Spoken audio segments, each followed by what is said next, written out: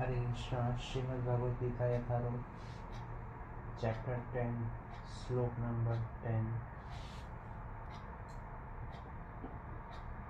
तेषां सततयुक्तानां भजतां प्रीतिपूर्वकं ददामि बुद्धियोगं तं येन मामुपयन्ति ये ते। जो प्रेम पूर्वक मेरी सेवा करने में निरंतर लगे रहते हैं उन्हें मैं ज्ञान प्रदान करता हूँ जिसके द्वारा वे मुझ तक आ सकते हैं। तात्पर्य इस श्लोक में बुद्धि योगम शब्द अत्यंत महत्वपूर्ण है। हमें स्मरण हो कि द्वितीय अध्याय में भगवान ने अर्जुन को उपदेश देते हुए कहा था कि मैं तुम्हें अनेक विषयों के बारे में बता चुका हूँ और अब मैं तुम्हें बुद्धि योग की शिक्षा दूंगा। अब उसी बुद्धि योग की व्याख्या की जा रही है। बुद्धि योग किस भावनामित मेरा घर कार्य करने को कहते हैं और यही उत्तम बुद्धि है। बुद्धि का अर्थ है बुद्धि और योग का अर्थ है यौगिक गतिविधियाँ अथवा यौगिक उन्नति। जब कोई भगवत धाम को जाना चाहता है और भक्ति में वो कृष्ण भावनामृत को ग्रहण कर लेता है तो उसका यह कार्य बुद्धि योग कहलाता है। दूसरे शब्दों में बुद्धि योग वह विधि है जिससे मनुष्य भवबंधन से छूटना चाहता है। उन्नत करने का चरम लक्ष्य कृष्ण प्राप्ति है। लोग इसे नहीं जानते अतः भक्तों तथा प्रामाणिक गुरु की संगति आवश्यक है। मनुष्य को ज्ञात होना चाहिए कि कृष्ण ही लक्ष्य है और जब लक्ष्य निर्दिष्ट है तो पथ पर मंद गति से प्रगति करने पर भी अंतिम लक्ष्य प्राप्त हो जाता है। जब मनुष्य लक्ष्य तो जानता है किंतु कर्म में लिप्त रहता है तो वह कर्मयोगी कहलाता है।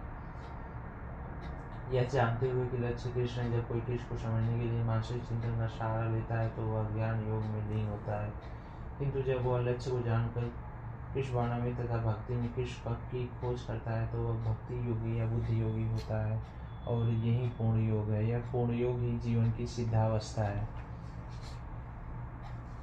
जब व्यक्ति प्रामाणिक गुरु के होते हुए तथा आध्यात्मिक संघ से संबंध रखकर भी प्रगति नहीं कर पाता क्योंकि वह बुद्धिमान नहीं है तो कृष्ण उसके अंतर में उपदेश देते हैं जिससे वह सरलता से उन तक पहुँच सके। इसके लिए जिस योग्यता की अपेक्षा है वह यह है कि कृष्ण भावना में निरंतर रहकर प्रेम तथा भक्ति के साथ सभी प्रकार की सेवा की जाए। उसे कृष्ण के लिए कुछ न कुछ कार्य करते रहना चाहिए किंतु प्रेम पूर्वक। यदि भक्ति इतना बुद्धिमान नहीं है कि आत्म साक्षात्कार के पद पर प्रगति कर सके किंतु यदि वह एक निष्ठ होकर भक्ति कार्यों में रत रहता है तो भगवान उसे अवसर देते हैं कि वह उन्नत करके अंत में उनके पास पहुँच जाए। तेषामेवानुक्तं पार्थमहं ज्ञानजं तमनाश्याम्यात्मभावस्थो ज्ञानदीपेन भास्वता। मैं उन पर विशेष कृपा करने के हेतु उनके हृदयों में वास करते हुए ज्ञान के प्रकाशमान दीपक के द्वारा ज्ञानमय अंधकार को दूर करता हूँ। तात्पर्य जब भगवान चैतन्य बनारस में हरे कृष्ण महामंत्र के कीर्तन का प्रवर्तन कर रहे थे तो हजारों लोग उनका अनुसरण कर रहे थे। तत्कालीन बनारस के अत्यंत प्रभावशाली और विद्वान प्रकाशानंद सरस्वती उनको भावुक कर उनका उपहास करते थे। कभी कभी भक्तों की आलोचना दार्शनिक यह सोचकर करते हैं कि भक्तगण अंधकार में है और दार्शनिक दृष्टि से भोले भाले भावुक हैं किंतु यह तथ्य नहीं है। ऐसे अनेक बड़े बड़े विद्वान पुरुष जिन्होंने भक्ति का दर्शन प्रस्तुत किया है किंतु यदि कोई भक्त उनके इस साहित्य का या अपने गुरु का लाभ न भी उठाए और यदि वह अपनी भक्ति में एकनिष्ठ रहे तो उसके अंतर से कृष्ण स्वयं उसकी सहायता करते हैं। अतः कृष्ण भावनामृत में रहते एक निष्ठ भक्त ज्ञान रहित नहीं हो सकता। इसके लिए इतनी ही योग्यता चाहिए कि वह पूर्ण कृष्ण भावनामृत में रहकर भक्ति संपन्न करता रहे। आधुनिक दार्शनिकों का विचार है कि बिना विवेक के शुद्ध ज्ञान प्राप्त नहीं किया जा सकता। उनके लिए भगवान का उत्तर है जो लोग शुद्ध भक्ति में रहते हैं भले ही वह पर्याप्त शिक्षित न हो तथा वैदिक नियमों से पूर्णतः अवगत न हो तो भगवान उनकी सहायता करते ही हैं। जैसा कि इस श्लोक में बताया गया है भगवान अर्जुन को बताते हैं कि मात्र चिंतन से परम सत्य भगवान को समझ पाना असंभव है क्योंकि भगवान इतने महान है कि कोरे मानसिक प्रयास से उन्हें न तो जाना जा सकता है और न ही प्राप्त किया जा सकता। भले ही कोई लाखों वर्षों तक चिंतन करता रहे किंतु यदि भक्ति नहीं करता यदि वह परम सत्य का प्रेमी नहीं है तो उसे कभी भी कृष्ण या परम सत्य समझ में नहीं आएंगे। परम सत्य कृष्ण केवल भक्ति से प्रसन्न होते हैं और अपनी अचिंत्य शक्ति से वे शुद्ध भक्त के हृदय में स्वयं प्रकट हो सकते हैं। शुद्ध भक्त के हृदय में तो कृष्ण निरंतर रहते हैं और कृष्ण की उपस्थिति सूर्य के समान है जिसके द्वारा अज्ञान का अंधकार तुरंत दूर हो जाता है। शुद्ध भक्त पर भगवान की यही विशेष कृपा है। करोड़ों जन्मों के भौतिक संसर्ग के कलमश के कारण मनुष्य का हृदय भौतिकता की मल धूलि से आच्छादित हो जाता है, किंतु जब मनुष्य भक्ति में लगता है और निरंतर हरि कृष्ण का जप करता है तो यह मल तुरंत दूर हो जाता है और उसे शुद्ध ज्ञान प्राप्त होता है। परम लक्ष्य विश्व को इसी जप तथा भक्ति से प्राप्त किया जा सकता है, अन्य किसी प्रकार के मनोधर्म या तर्क द्वारा नहीं। शुद्ध भक्त जीवन की भौतिक आवश्यकताओं के लिए चिंता नहीं करता, न तो उसे कोई और चिंता करने की आवश्यकता है, क्योंकि हृदय से अंधकार हट जाने पर भक्ति की प्रेमा भक्ति से प्रसन्न होकर भगवान स्वतः सब कुछ प्रदान करते हैं। यही भगवत गीता का उपदेश सार है। भगवत गीता के अध्ययन में मनुष्य भगवान के शरणागत होकर शुद्ध भक्ति में लग जाता है। जैसे ही भगवान उसके ऊपर भार ले आते हैं, जैसे ही भगवान अपने ऊपर भार ले लेते हैं, मनुष्य सारे भौतिक प्रयासों से मुक्त हो जाता है। अर्जुन उवाच परम ब्रह्मा परम धाम पवित्रम परमं भवान पुरुषं शाश्वतं दिव्यमादिदेवमजं विभुम् आहुस्त्वामृष्य सर्वे देवर्षि नारद अस्तथा असितो देवलो व्यास स्वयंचैव ब्रवीष्मे।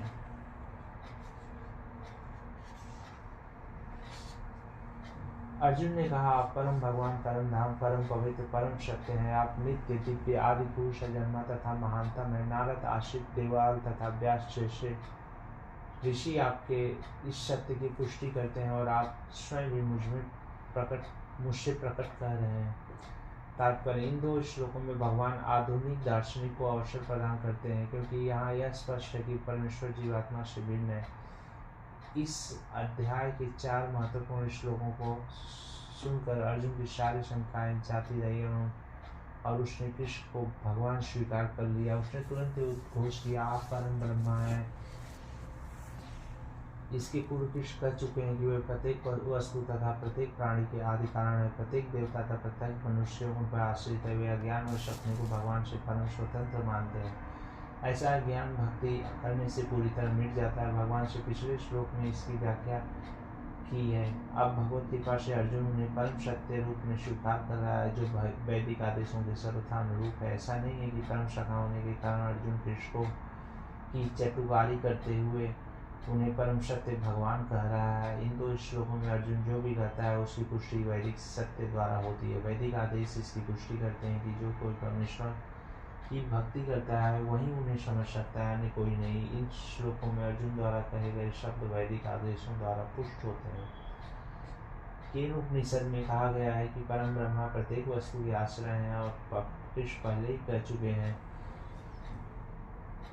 कि सारी वस्तुएं उन्हीं पर आश्रित हैं। मुंडक उपनिषद में पुष्टि की गई है कि जिन परमेश्वर पर सब कुछ आश्रित है उन्हें उनके चिंतन में रत रहकर ही प्राप्त किया जा सकता है। कृष्ण का यह निरंतर चिंतन स्मरण है जो भक्ति की 9 विधियों में से है। इस भक्ति के द्वारा ही मनुष्य कृष्ण की स्थिति को समझ सकता है और इस भौतिक देह से छुटकारा पा सकता है। वेदों में परमेश्वर को परम पवित्र माना गया है। जो व्यक्ति कृष्ण को परम पवित्र मानता है वह समस्त पाप कर्मों से शुद्ध हो जाता है। भगवान की शरण में गए बिना पाप कर्मों से शुद्धि नहीं हो पाती। अर्जुन द्वारा कृष्ण को परम पवित्र मानना वेद सम्मत है। इसकी पुष्टि नारद आदि ऋषियों द्वारा भी हुई है। कृष्ण भगवान है और मनुष्य को चाहिए कि वह निरंतर उनका ध्यान करते रहे, उनसे दिव्य संबंध स्थापित करे। वे परम अस्तित्व हैं। वे समस्त शारीरिक आवश्यकताओं तथा जन्म मरण से मुक्त हैं। इसकी पुष्टि अर्जुन ही नहीं अपितु सारे वेद पुराण तथा इतिहास ग्रंथ करते हैं। सारे वैदिक साहित्य में कृष्ण का ऐसा वर्णन मिलता है। भगवान स्वयं भी 4थे अध्याय में कहते हैं, यद्यपि मैं अजन्मा हूँ किंतु धर्म की स्थापना के लिए इस पृथ्वी पर प्रकट होता हूँ। वे परम पुरुष हैं, उनका कोई कारण नहीं है, क्योंकि वे समस्त कारणों के कारण है और सब कुछ उन्हीं से उद्भूत है। ऐसा पूर्ण ज्ञान केवल भगवत कृपा से प्राप्त होता है।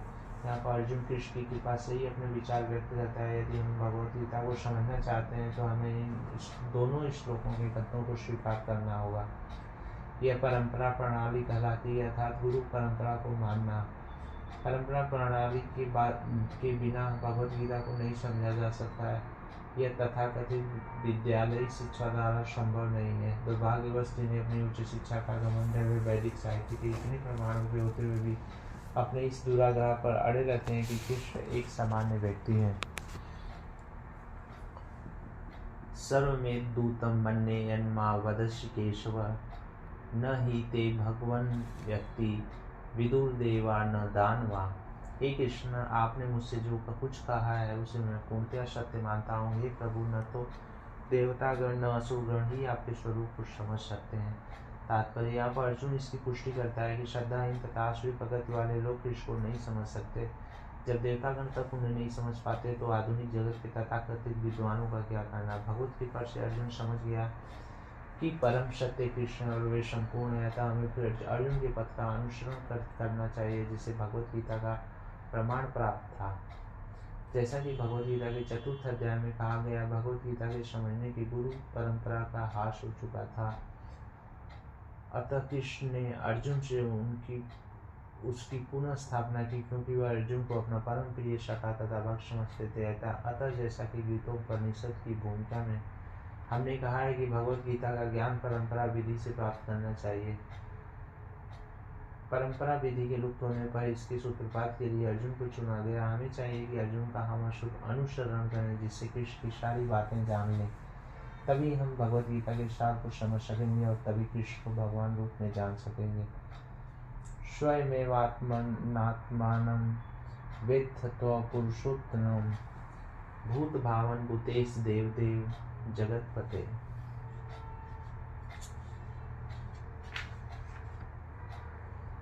हे परम पुरुष, हे सबके उद्गम, हे समस्त प्राणियों के स्वामी, हे देवों के देव, हे ब्रह्मांड के प्रभु, निसंदेह एकमात्र आप ही अपने को अपनी अतरंगा शक्ति से जानने वाले हैं। तात्पर्य, परमेश्वर कृष्ण को वे ही जान सकते हैं जो अर्जुन तथा उसके अनुयायियों की भांति भक्ति करने के माध्यम से भगवान के संपर्क में रहते हैं। आसुरी या नास्तिक प्रकृति वाले लोग कृष्ण को नहीं जान सकते। ऐसा मनोधर्म जो भगवान से दूर ले जाए परम पातक है, और जो कृष्ण को नहीं जानता उसे भगवत गीता की टीका करने का प्रयत्न नहीं करना चाहिए। भगवत गीता कृष्ण की वाणी है और चूंकि यह कृष्ण का तत्व विज्ञान है तो इसे कृष्ण से ही समझना चाहिए, जैसा कि अर्जुन ने किया।